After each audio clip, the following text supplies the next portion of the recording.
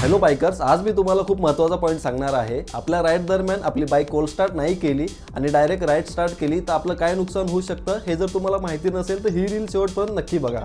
जेव्हा आपली बाईक बंद असते त्यामध्ये जे काही इंजिन ऑइल असतं ते पूर्णच्या पूर्ण बॉटमला सेटल झालेलं असतं आणि बाईक स्टार्ट केल्यानंतर इंजिन ऑइल इंजिनमध्ये स्प्रेड होण्यासाठी थोडासा वेळ लागतो। तुम्ही आजपर्यंत अनुभवलं असेल, बाईक स्टार्ट केल्यानंतर स्टार्टिंगला काही वेळासाठी बाईकचं जे काही फायरिंग आहे ती थोडीशी वेगळी असते आणि काही सेकंद नंतर ती फायरिंग पूर्णच्या पूर्ण नॉर्मलाइज झालेली असते। जेव्हा बाईकची फायरिंग नॉर्मलाइज झालेली असते तेव्हा समजायचं बाईकमध्ये जे काही आपलं इंजिन ऑइल आहे पूर्णच्या पूर्ण स्प्रेड झालेलं आहे आणि आपली बाईक राईडसाठी आता रेडी आहे। जर आपण आपली बाईक कोल्ड स्टार्ट न करता डायरेक्ट राईड स्टार्ट केली तर इंजिनचे जे काही इनर पार्ट आहेत ते वेल लूब न होता एकमेकांवरती फ्रिक्शन होतात आणि हळूहळू आपल्या बाईकचे इंजिन जे आहे डॅमेज होत जातं। ही रील तुम्हाला इन्फॉर्मेटिव्ह वाटत असेल तर आपल्या बायकर मित्रांसोबत नक्की शेअर करा आणि आतापर्यंत आपल्या चॅनलला फॉलो केलं नसेल तर आत्ताच फॉलो करून घ्या।